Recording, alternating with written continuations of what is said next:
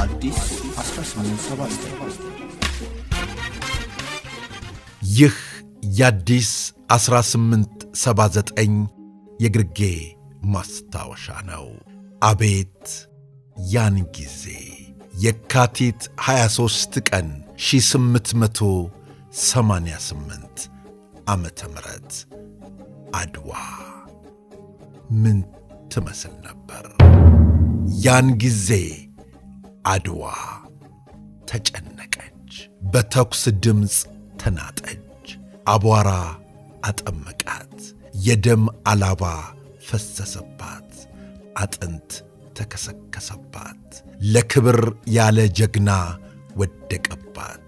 ልበ ሙሉ ተዋጊ በሞት መካከል እየተመላለሰ የልቡን ሠራባት። የጠላትን አንገት እየለየ በጎራዴ መታባት።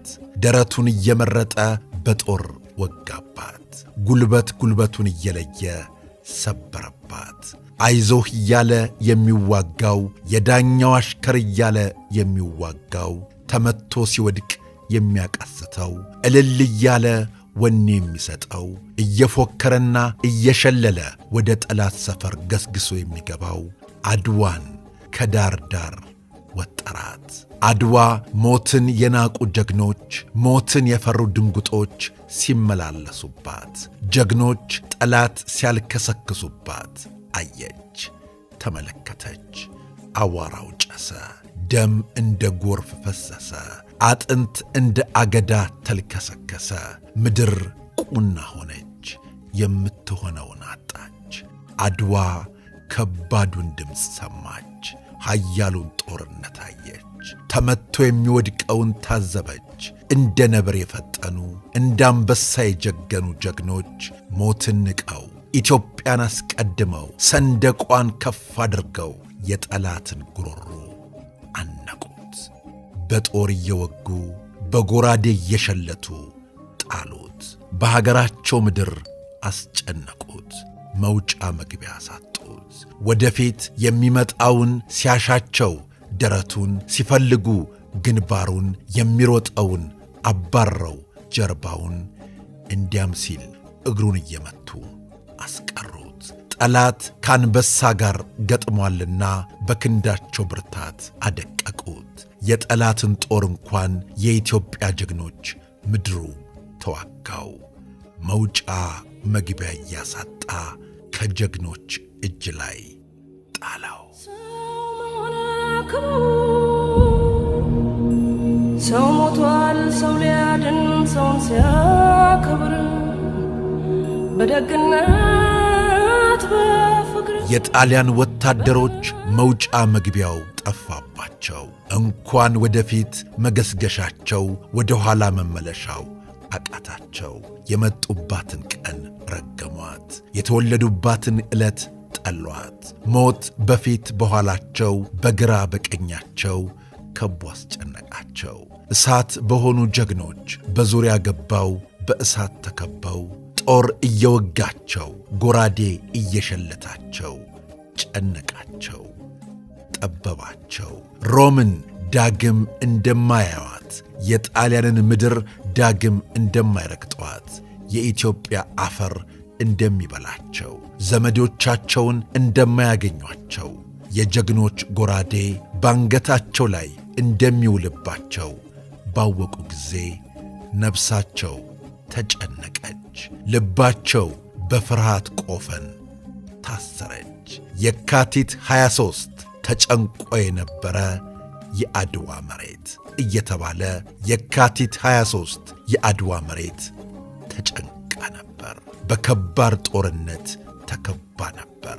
ጀግና እየፎከረ ጠላትን እየመታባት፣ አባረህ በለው እያለ እየጣለባት፣ ፈሪ እግር አውጭኝ እየሮጠባት ተጨንቃ ነበር። መቼም ጀግና የዋለባት የልቡን የሠራባት ምድር ትጨነቃለችና። የተሰጠኝ ሕይወት ዛሬ በነፃነት ሰው ተከፍሎበታል ከደምና ከአጥንት። የጣሊያን ጦር ማንም አያሸንፈኝም ብሎ ተማምኗል። በአምባላጌና በመቀሌ የደረሰበትን ሽንፈት በአድዋ ሰማይ ስር ሊክስ ክብሩንና ዝናውን ሊያስመልስ ቆርጧል። ሁልጊዜም እኛ አሸናፊዎች ነን ብለዋል። ለአለቆቹ የድል ብስራት ወደ ሮም ሊልክ ቋምጧል። የድል ብስራት ልኮ ከአለቆቹ የሚመጣለትን ሙገሳ ለመስማትም ጓጉቷል። ኢትዮጵያውያንም በአምላካቸው እየተመኩ በጥበብ በጀግንነትና በአንድነት እየተዋጉ ድልን ከነርሱ ጋር ይዘዋታል። ለማንም አሳልፈው አይሰጡም። የኢትዮጵያ የጦር አመራርና የጦርነት ውሎ ግሩም ነበር። ከጀግኖቹ ፊት መቆም የሚሆንለት አልነበረም። ጀግኖች የጦር መሪዎችና ጦረኞች ጣሊያን አምባላጌና መቀሌ ላይ ሰባብረው አድዋ ላይ አድርሰውታል። የኢትዮጵያ ጀግኖች በድላቸው ሳይኩራሩ ለተሰጣቸው ድል አምላካቸውን እያመሰገኑ የጦርነት ስልታቸውን ይቀምራሉ። በቀመሩት ስልት በጀግንነት ይዋጋሉ፣ ድልም ያደርጋሉ። የጭንቋ ቀን ደረሰች። አድዋ ዛሬ ናት፣ አድዋ ትላንት፣ መቼ ተነሱና የወዳደቁት። የካቲት 22 ለየካቲት 23 ቅዳሜ ለእሁድ አጥቢያ ከባዱ ጦርነት ሊጀመር ነው። የጀግና ልኩ ሊታይ ነው። የፈሪም ልቡ ሊፈተሽ ነው። ድል አድራጊውም ሊገለጥ ነው። ተሸናፊውም አንገቱን ሊደፋ ነው።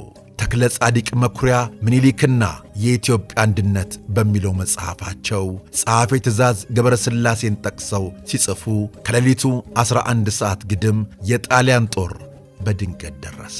500 ከሚሆኑት በር ከሚጠብቁት ከራስ መንገሻ ወታደሮች ጋር ገጠመ።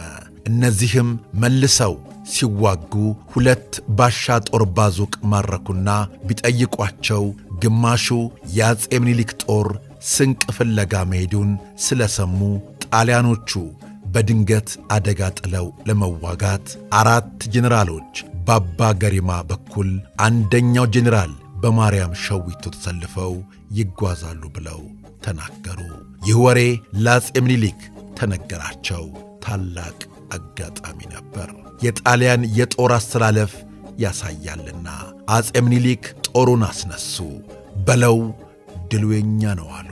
ሰራዊቱ የንጉሡን ድምፅ እየሰማ ወደፊት ገሰገሰ። እቴጌ ጣይቱም ወታደሮቻቸውን አሰልፈው ወደ ጦርነት ገቡ። የጦር መሪዎች በተሰጣቸው ትእዛዝና ስፍራ ጦር እየመሩ ገቡ። ጦርነቱ ተፋፋመ። የኢትዮጵያ ጀግኖች ወደ ጠላት ሰፈር እየዘለሉ ገቡ። ምድር ቀውጢ ሆነች። ደም ዋጣት። አስፈሪ ድምፅ አስጨነቃት። የዳኛው አሽከሮች እየተባባሉ ጠላትን መደለቅ አንድነት ያውቃሉ እንደተባለ የጦር መሪዎችና ጦረኞች የዳኛው አሽከር እያሉ እየፎከሩና እየሸለሉ ጠላትን መፈናፈኛ አሳጡት። በፊት በኋላው በቀኝ በግራው ከበው አጣደፉት።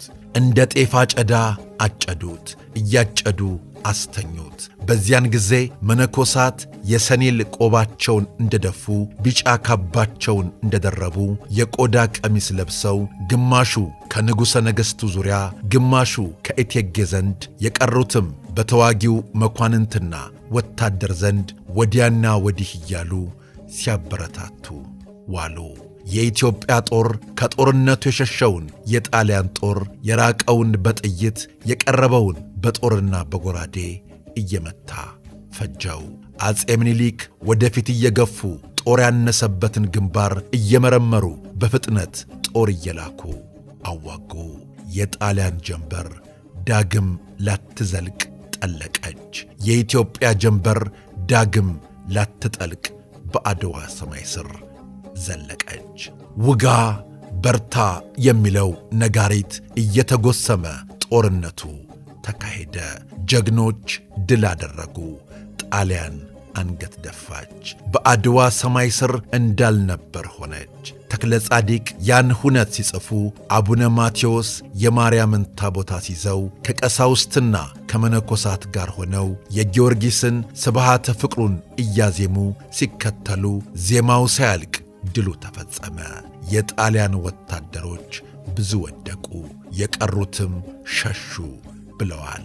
በእምነት በጀግንነት በአንድነት በፍጹም ቅንነትና ኢትዮጵያዊነት የተዋጉት ጀግኖች ጸሎቱ ሳይፈጸም ዜማው ሳይደመም ለዘመናት የሚበቃ ከዳር ዳር የተሰማ በዓለም አደባባይ የተደነቀ ድል ተቀዳጁ። የሀገራቸውን ክብርና ዝናም ከፍ አደረጉ።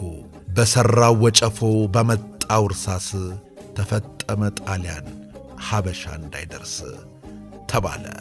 ጣሊያን ወደ ሀበሻ እንዳትደርስ ሆና በሠራችውና ባመጣችው መሣሪያ እየተመታች ተፈጸመች።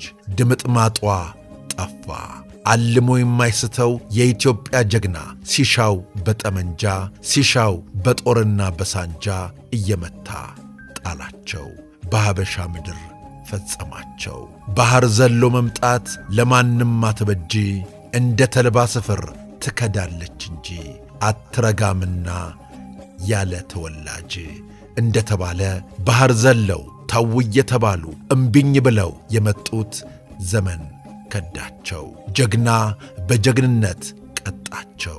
እንደ ተልባ ስፍር ተንሸራተቱ። ሀገር ለባለርስቶች እንጂ ለባንዳዎች እንደማትሆን አሳዩአቸው። የማትረጋው ለባለርስቶች ብቻ ነው። ተጨንቃ የነበረችው አድዋ ታላቁን ጦርነት ታላቁንም ድል አየች። ፈሪው ሲሮጥ ጀግናው እያባረረ ጠላት ሲወቃ የኢትዮጵያ ሰንደቅ ከፍ ሲል ንጉሡና ንግሥቲቱ መሳፍንትና መኳንንቱ የጦር አበጋዞችና ጦረኞች በዚያ ጦርነት የተሳተፉና ድል የተቀዳጁ ሁሉ በአሸናፊነት ሲመላለሱ አምላካቸውንም ሲያመሰግኑ ታዘበች። ለምስክርነት ለዚያ የጀግንነት ውሎ ታዛቢነት ተቀመጠች።